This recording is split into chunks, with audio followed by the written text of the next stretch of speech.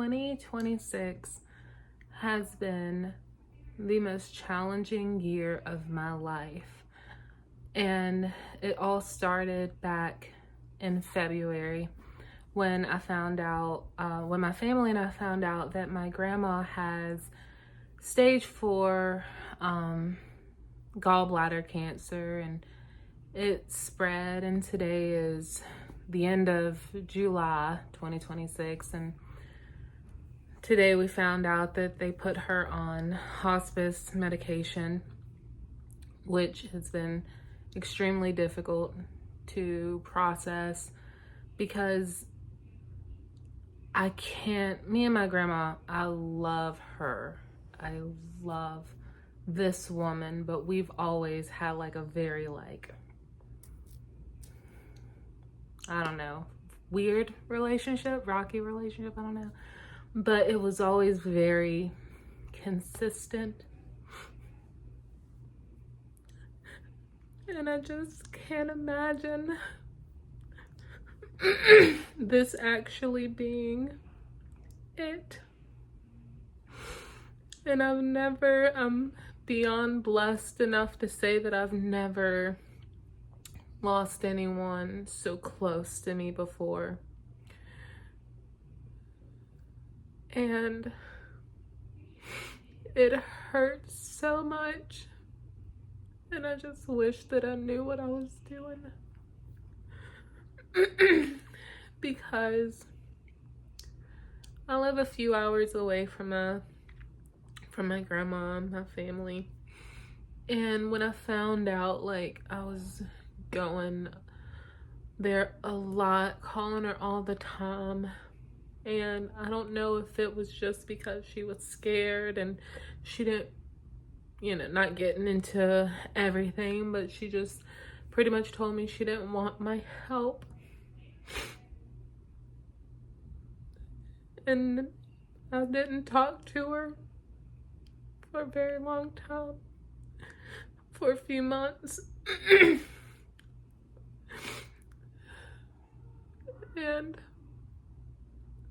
I feel like I'm heartbroken. And, like I said, I'm beyond grateful to say that I'm 33 and I've never had to, one of my biggest flexes is that I've always had, for a very long time growing up, I've had all my great-grandparents, and then I have my grandparents, and it never hit me that the ones I love are aging. And between going through that from February till, now, my fiance and I have been raising our children, or, his kids from a previous marriage, full time. Also, since about I want to say March, somewhere in there. And it's not because something dramatic happened.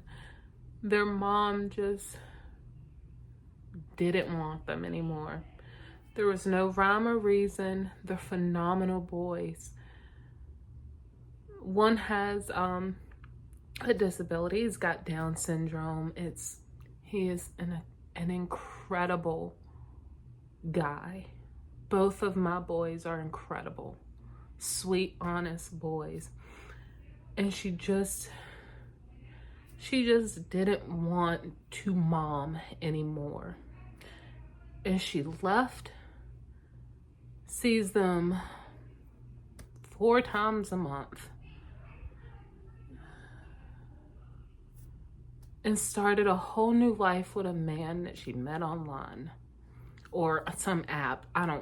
Something barbaric.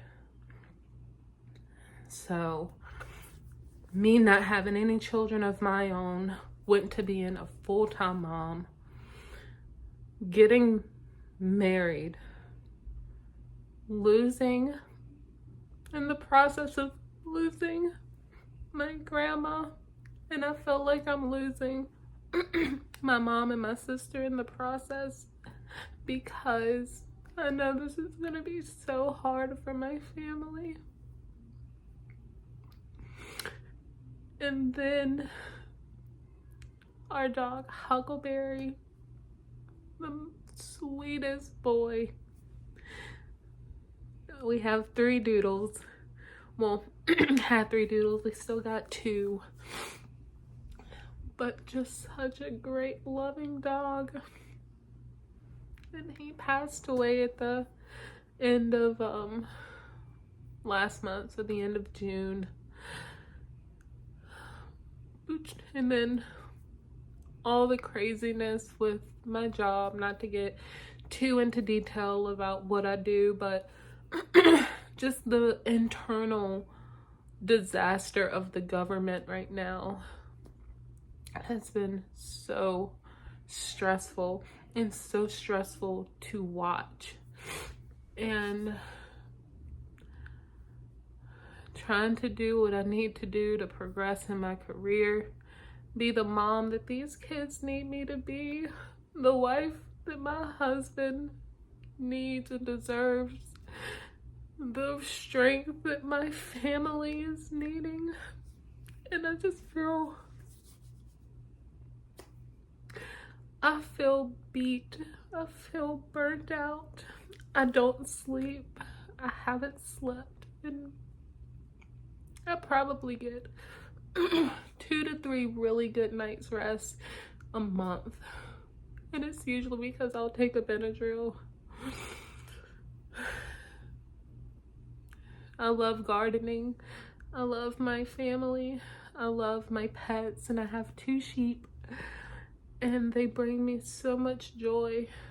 But it's just those little moments when I don't hear the kids like screaming and playing when I'm by myself and I don't have the desire to do any of my hobbies or the things that used to bring me joy. And I feel like I'm losing myself, and I don't know what to do. I don't know how to find that person. Nobody wants to be that person that comes on the internet and cries or put all their business out there. But this is so hard, and I want to watch me come out of it.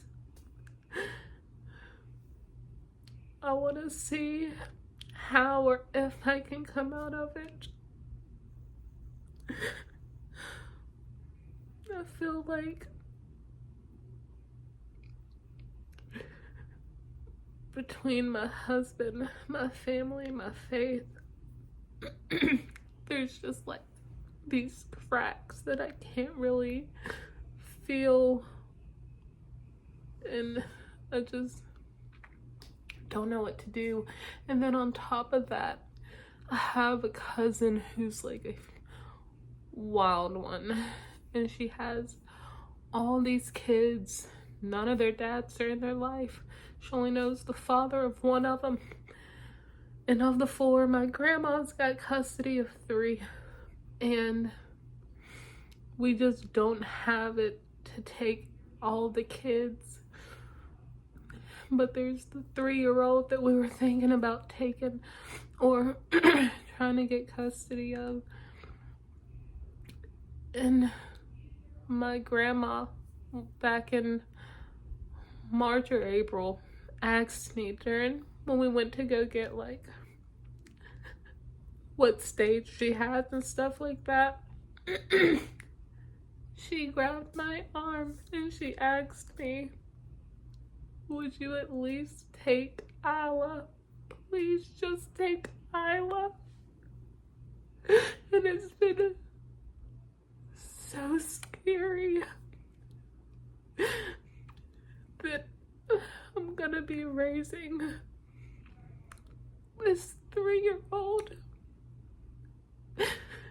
and I feel immensely guilty because our kids are in high school. We're so close to being done. Why would we start over? my husband's like, we're good, we can do whatever we want, and we're about to start completely over, and it's gonna be because of me. And I don't know if it's a good choice or if it's an impulsive choice, and the guilt of taking one and not the other two.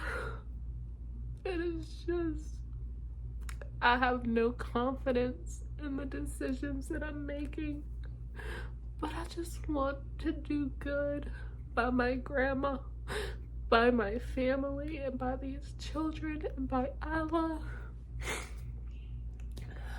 And I have no idea what I'm doing. And I think that shows with this video. I don't know why I'm recording it. I don't know. I don't know what I think is gonna come of this. Probably get made fun of by a bunch of strangers at your most vulnerable time. It's almost like a punishment kink. I just don't know what to do. I just pray every day for wisdom, patience, endurance, strength, and to not lean on my own understanding or desires, and to not take the path that is easiest.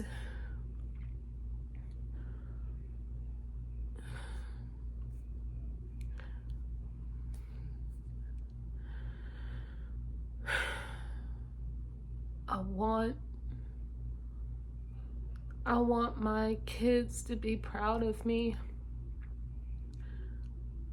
I want the Lord to be proud of me, my family, myself.